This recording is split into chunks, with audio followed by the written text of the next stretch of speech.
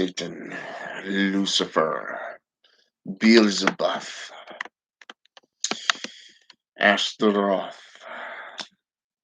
Share your divine inspiration here. Let those willing to hear. Let this truth befall upon them, and let it be received by those seeking true enlightenment, growth, and knowledge of enlightenment. Greetings, ladies and gentlemen. It is your favorite dark sorcerer here, and today I want to do a reading for you. I was talking with my apprentice earlier, and I kind of sent this as a gift to him because of the fact that I was going through some of my old grimoires from years ago, and it was something that I felt was important for today, especially with what's going on in the occult communities, but also in the world in general, social media, and likewise everything in between. You know, the religious wars and religious persecutions and all this stuff through falsity, um, defamation of character, you name it, it's there. Okay. So I wanted to do this, and I was thinking about this while I was talking with my apprentice, and I think he's right. It is something that the world needs to be reminded of.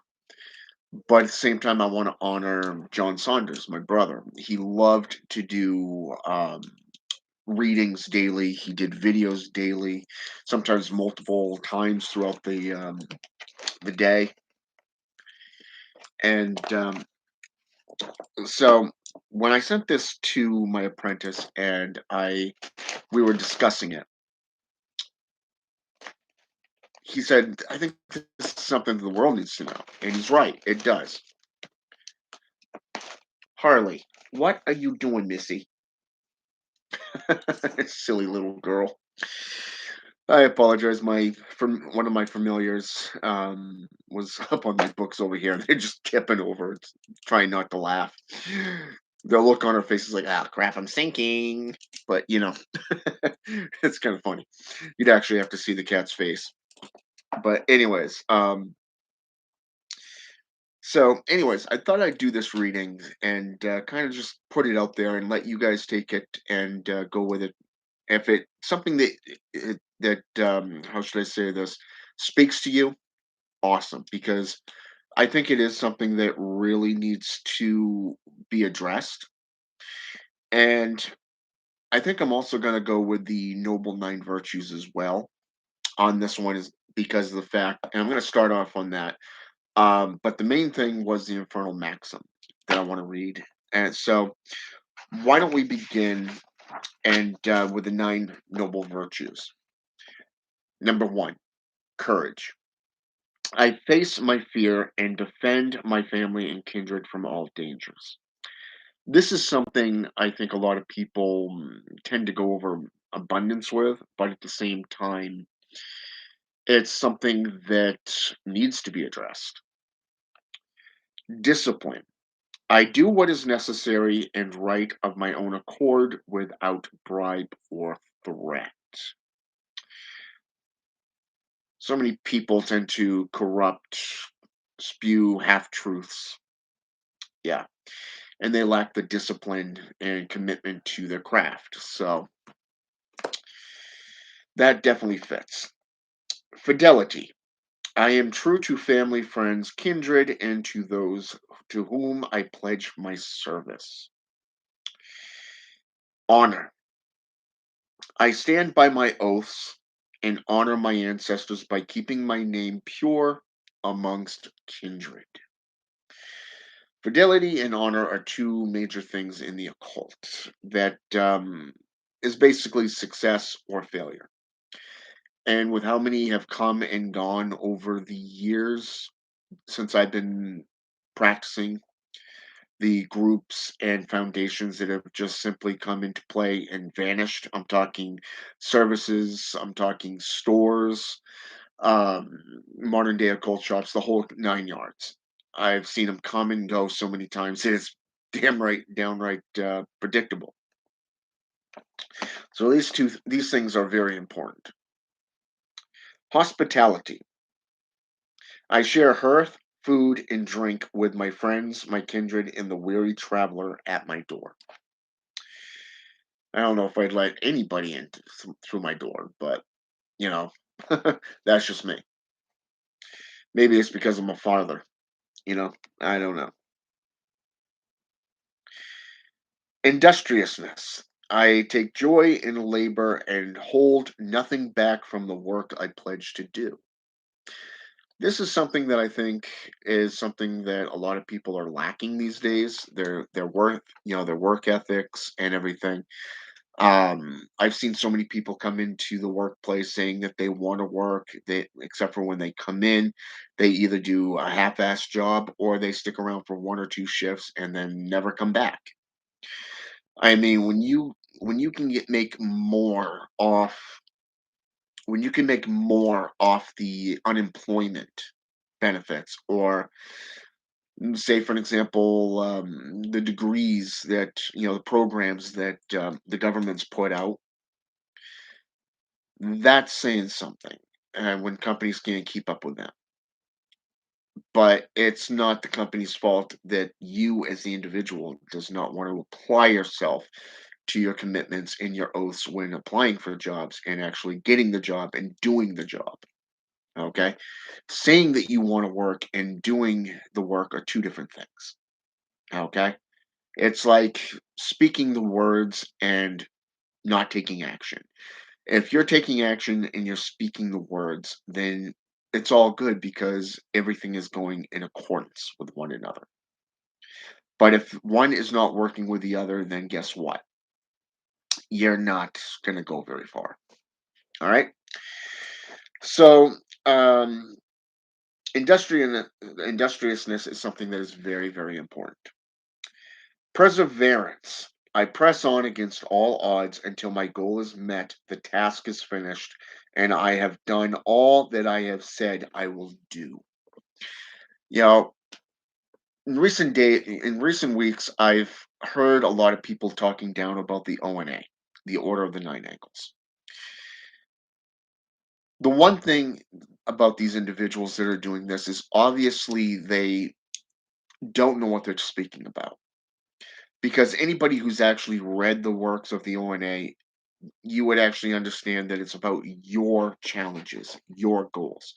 It is about setting things up in accordance that will help you succeed in reaching your aims. Okay. Challenges like putting rocks in a backpack and running up hills.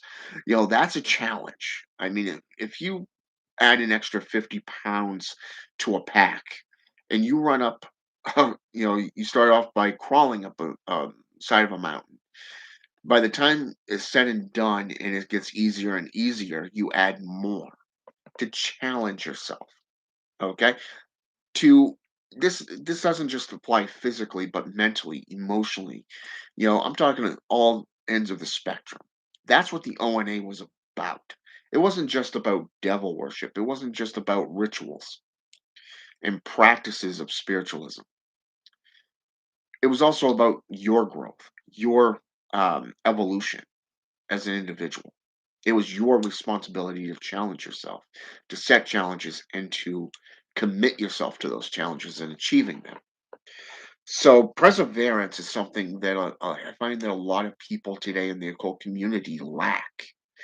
They jump back and forth faster than you can say tits on a fucking nun, and that's the thing and that saying there is going to piss off a lot of people. It's going to piss off YouTube. It's going to piss off Facebook. It's going to piss off Christians and you name it. You can't even say a fucking sentence without pissing somebody off these days. That's why I say I don't really give a shit. You know, I'm putting content out there that is based off actual facts, truth, and education. You don't like it? There's the door. You know what I'm saying? But Self-reliance, okay? When did it become a crime to associate with other people? Nowadays, you can't even get into a group without being accused of some form of infidelity, okay? Some kind of crime or, doing some kind of shit that people, in the community would basically say it's unethical or, improper. You can't do this, you can't do that. Well, fuck you. It's my life. I do what I want.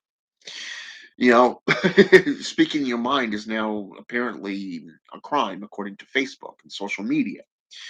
Oh, that's considered hate speech. We have to ban you or we have to restrict you.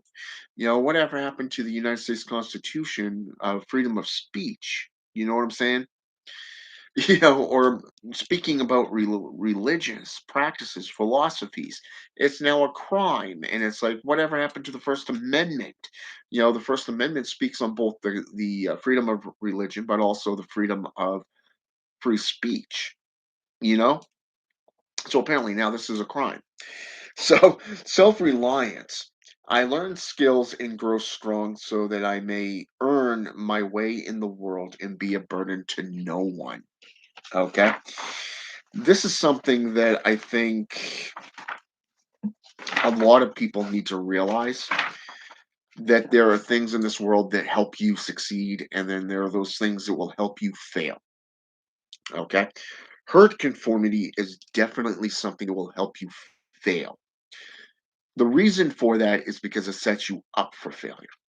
You have to work 100 times harder to even make one penny to your name. Okay. It's damned if you do and damned if you don't. Therefore, the satanic creed of self preservation comes into play. Self preservation is something that is also good as long as it doesn't violate the number one law, self preservation. Okay? Committing murder, committing some form of crime is, well, that violates the number one law. Okay? It violates the number one law because it will land you in prison. It will land you in a heap of hot water, and it ruins your name, your cred, your what do the kids call it today? Street cred, I think it is. Your image, your brand. You know, so it's easier to cast stones than to actually, you know, hit the issues head on. This is why a lot of people end up in hot water. So let's get into the Infernal Maxim. Okay. And like I said, this is something that my apprentice and I were discussing this morning. And it is something that we both feel fits the current situations. So, and first of all, before I go into this, I want to say welcome back to the channel, Gabriel. Glad you're here. So let's get into this. Number one, do not allow others to take advantage of you. Okay. People today, corporations, they will use you and spit you out. Okay. They will use you. Fast food industries like Dunkin' Donuts, McDonald's, Burger King, Arby's. These are highly stressful, institutions. Even the corporate world is highly demanding. They don't give two shits about the individual. It's about the almighty dollar. Okay. Therefore, they will use you. They will break you. They will use you and use you and use you until you're burnt out. Okay. And then when you quit, it's like, God, I'm glad I'm free of this place, because it's like a huge weight has been lifted off your shoulders. People even come to you and say, "Hey, I need help with this, this, and this," but yet they're not willing to put the work in. They want everything for free. You know what I'm saying? And you'll see where that goes into play in a little bit. Number two, strive in defense to harm those who try to harm you. Even the JCI Bible says, the Judo Christian institutions. says, an eye for an eye, blood for blood, bone for a bone. Okay? Anton Zandalavay's Bible says, when struck, Satan, when struck on the left, smashed them in the right. Okay? Now, I want you to think about this one from a personalized perspective. Would you lay there while you're being kicked, beaten, and bitch slapped up one side and down the other? Or would you defend yourself? Which is more natural? A cornered animal fighting for life? Or a domesticated animal living on its knees? Think about that for just a minute. Number three, do not undermine your satanic philosophy by placating to those who disagree. Strive to live every day to the fullest. Always seek the protection of your magic and intuition. Test and question all things. Nothing should be taken at face value. A lot of people tend to accept things at face value. So and so said this, so and so said that. Well, have you done any research into what they've said? No. Why should I? I have no reason to. You have every reason to. How do you know if somebody is telling you the truth? If you do not back up what you're preaching. You know what I'm saying? If you don't back up what you preach, then why should anybody take things of what you're saying at face value? Okay? Especially when if somebody does back up what they say, they make you look like the fucking idiot. Okay? So take that as you will. Ostracize the derelicts and antagonists to your life. One of the greatest things I did was separate myself from the drama queens of social media. I don't allow myself to get drug into drama and disputes because it has nothing to do with me. If I speak on something, there's an educational experience and purpose behind it. Okay? This speaks truth. If one betrays your trust and you feel justice is not served, curse them. Why do you think Hecate is the goddess of justice? Or Osiris is the god of iniquity? Think about that. Or how about the Fates, the Furies, and the Gorgons? Where were they so highly used and put into play? Think of the greatest weapon of one of the greatest Gorgons that ever lived, Medusa. She was attacked in the temple of her goddess and violated. But instead of justice being served, she saw it as a curse because her goddess, Athena, turned her into a Gorgon. She thought it was she was being punished for being attacked. But if she actually stopped to think about it, it was a gift and a blessing because with one glance, she could turn anyone into stone.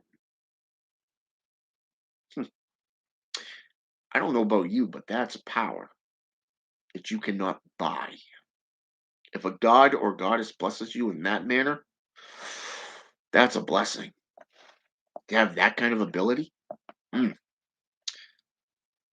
Although I can also see the downfall when it comes to relationships. You look into your partner's eyes and oops, you turned them into stone. Oops, my bad. But all right. So, in the event someone injures you or a loved one with male violent intent, destroy them. Do not steal. Give kindness to those who deserve it. Ignore those who do not. Accept gifts that are presented to you with grace.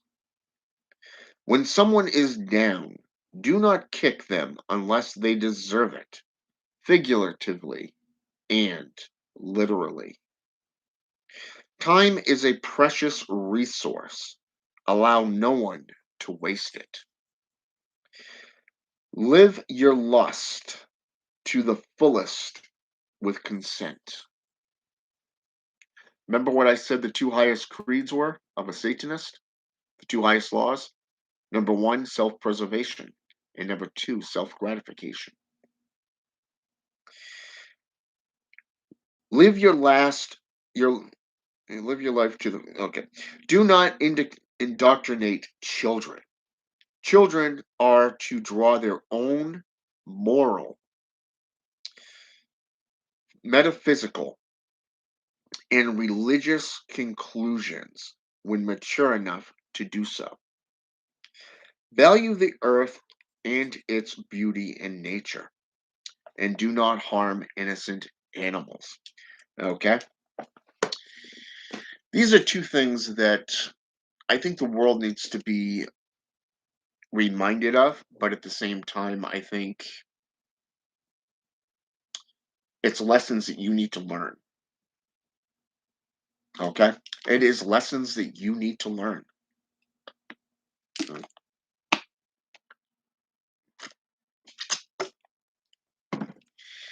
I had a question brought up to me a couple days ago by somebody that's followed me for years.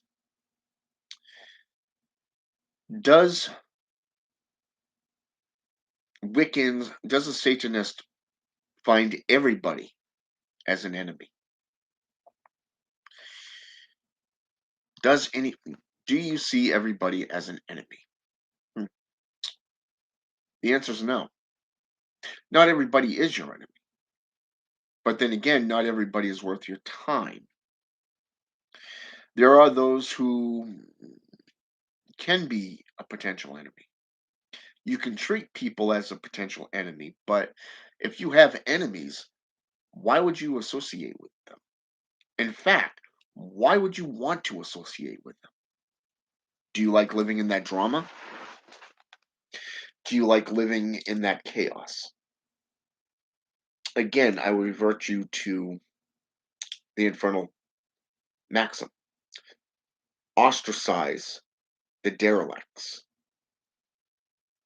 and the antagonists from your life. You see, there are things that you can do. Anyone and everyone, including your family, can be your worst enemy. But with that same note, you can see the flip side. Give them the opportunity to prove themselves worthy. Those of the community are like little children, therefore, treat them as such. Let them grow, let them find their own way. Okay? The BBC News, for an example, they're not interested in truth. So, I want to read the nine noble virtues under truth. Okay? I seek the truth, even when it may be a hard truth. I speak true words or stand in silence, and I defend the truth from those who do not honor it. Think about that. Honor the truth, honor history, honor mythology, folklore, honor archaeology. These are things that speak truth. The world changes, but people stay the same. Most of the world is not ready to grow, to mature, to get out of that dogma, that drama. More and more people are awakening to that enlightenment. but you don't have to make enemies. You don't have to seek out enemies. In fact, one of the things that you can do is give them that opportunity, give them that trial. If they're willing to betray you once, you can damn well bet that they're going to betray you again. Once a betrayer, always a betrayer. Therefore, why keep them around? People's actions speak louder than words. Remember that. The only reason why people are attacking EA Quetting is because he did not want to get involved. He chose to remain silent, which is why BBC News targeted him. And now Facebook and YouTube have targeted him. But you see, it's not, people forget that it's not just him that's being targeted, it's everyone on the left hand path. Which is why when I shared this, the Infernal Maxim, with my apprentice, and we got to talking about it, it is something that speaks truth. It is something that gets directly to the point where you need to protect yourself. You need to stand up for yourself because if you don't, no one else is going to. Do not let people use you. Do not let people tell you what to think, how to speak, how to do your business. Okay? You have rights. You have the law on your side. Use it to uphold your personal commitments because nobody else is going to. But this was to honor John Saunders, this reading. And I think it is something that is worthy of him, his memory, because he spoke out a lot about a lot of disgrace, a lot of injustice. And most importantly, he wasn't afraid to tell you what he thought. He and I are a lot alike in that arena. I guess that's why we got along so well and had a lot of respect for each other. So, with that said, have a good day, and until next time.